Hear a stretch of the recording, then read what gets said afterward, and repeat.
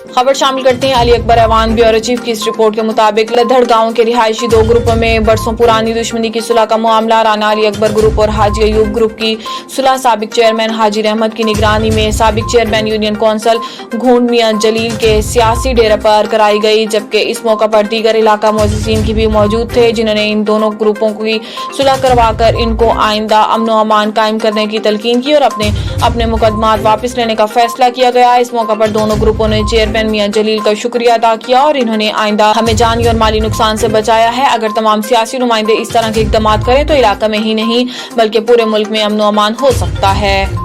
क्या मामला लगी ਜਾਂਦੀ ਬਾਲਾਂ ਦੇ ਝਗੜੇ ਤੋਂ ਹੀ ਇਸ ਤਰ੍ਹਾਂ ਹੋਇਆ। ਬੱਚਿਆਂ ਦਾ ਝਗੜਾ ਹੈ ਹੁਣ ਮੇਲੇ ਤੇ ਉਤੋਂ ਹੀ ਅੱਲਾ ਨੇ ਮਿਹਰਬਾਨੀ ਕੀਤੀ ਹੈ ਤੇ ਮਸਾਲਤ ਹੋ ਗਈ 5-7 ਮਹੀਨੇ इंशाल्लाह ने आइंदा तो खदशात नहीं है लड़ाई इंशाल्लाह। मेरे को आए ਇਹਨਾਂ ਦੋ ਖਾਨਾਂ ਦੇ ਵਿੱਚ ਖਾਨਦਾਨਾਂ ਦੇ ਵਿੱਚ ਆਪਸ ਵਿੱਚ ਲੜਾਈ ਝਗੜਾ ਸੀ।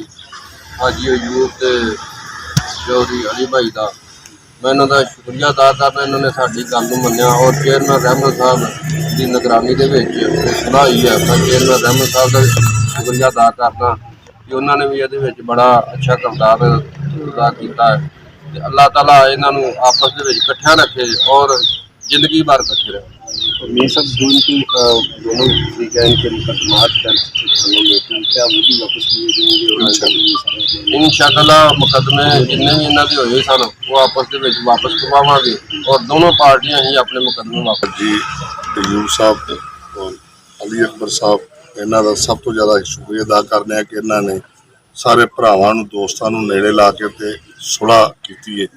इस तो सब तो जिहड़ा ज़्यादा इहदे किरदार है वो मियाँ अपना जलील साहब का है। बाकी जिन्ने दोस्त आए ने जिन्हें की कोशिश है उन्हों का भी शुक्रिया अदा करने जिन्हों की बहुत मेहरबानी। अल्लाह पाक ने बड़ा ही आसान किया है। कुछ साढ़े अमाल ऐसे सन जिन्हों की वजह तो ये काम होया है, साढ़े उधर उधर ही बच्चों को फैर लग गए, लेकिन ये है कि ये साढ़े अपने अमाल की कमी है। कोई अल्लाह पाक ने इन्ना आसान किया साढ़े ते, इन्ना आसान किया कि साढ़े दोवां घरां एक ऐसा अल्लाह पाक ने बंदा भेजा जिन्हें मियाँ जलील साहब ने, जिन्होंने अपने डेरे से सद के सानू दोवां खानदानां नूं एक किया, साडी दोवां दी सुलह कराई आ। और इस तरह ही मैं सारे दोस्तों अगे गुजारिश करना जिन्ने भी दुश्मनदार बंदे ने वो थोड़ा जिहा हौसला रख के इन्हां दुश्मनियां नूं खत्म करिए ताकि साडियां आउण वालियां जिहड़ियां नस्लां ने वो बाजन नस्ल दर नस्ल ये दुश्मनी चले आ रहे हैं तो लेकिन बनता कुछ भी नहीं, तबाही और बर्बादी है। इस करके मैं सारे को गुजारिश करना सियासी लोग जिहड़े ने वो भी अपना ये सियासी अपना किरदार अदा करन, जिन्नियां भी दुश्मनियां दी सुलह कराउण और अमन ते सकून साडे मुल्क दे विच होए। अल्लाह पाक मियाँ जलील साहब नूं इहदा अजर अल्लाह पाक दे, अल्हम्दुलिल्लाह आमीन। मैं मियाँ जलील साहब का और सारे अपने दोस्तों का वड्डियां दा छोटियां दा मशहूर हाँ, जिन्हों ने ये सारी कोशिश करके सानू दो खानदानां नूं मिलाता और ये बड़ी वड्डी काविश और नेकी की साडे ते कि सानू अगों मेरा मजीद लड़ाई झगड़े तो बचाता। और मैं सारे मेरा मतलब अपने भाइयों का बड़ा मशहूर हाँ कि इन्होंने सारे ने कोशिश की कि असीं रल मिल के बैठ गए और मजीद अल्लाह ताला की ज़ात का भी शुक्र अदा करना कि अल्लाह ताला की ज़ात साडे बच्चों को हिदायत देवे और इस तरह जिस तरह असीं वड्डे मिले हाँ और इन्होंने मिल बैठ के मैं सारे भैन भरा का मशहूर हाँ कि तुसां सारे ने कोशिश की कि सानू रला के बिठाता। अल्लाह पाक का शुक्र है तो साढ़े भाई मियाँ जलील साहब की बड़ी वड्डी कोशिश है कि सानू दोवां भरावां नूं फिर इकट्ठा करता।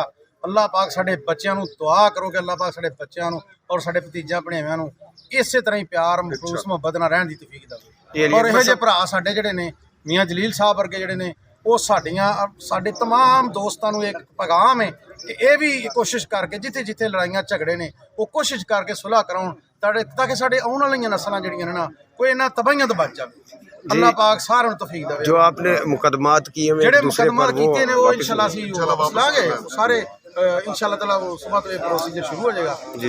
इन्वेस्टिगेशन इंचार्ज साहब साढ़े बड़े मेहरबान ने, कामरान मलिक साहब जिहड़े ने वो मेरा मतलब अज लिख के दे देंगे उस सुबह इंशाअल्लाह वापस आएंगे। अच्छा, हाजी रहमत साहब और मियाँ जलील की तरह बाकी सियासी लोग जो हैं उनको क्या मैसेज देंगे? मैं यही मैसेज दूंगा कि सब भाई जितने भी सियासी लोग हैं अगर जहाँ जहाँ भी ये दुश्मनियाँ चली हुई हैं अगर सियासी लोग जो हैं जो अपना असर व सलूक इस्तेमाल कर सकते हैं वो ये काम करें ना तो मेरे ख्याल में बहुत ज़्यादा अल्लाह पाक कर्म करे और सब दुश्मनियाँ खत्म हो जाए। सब और प्यार मोहब्बत के साथ जो 20-40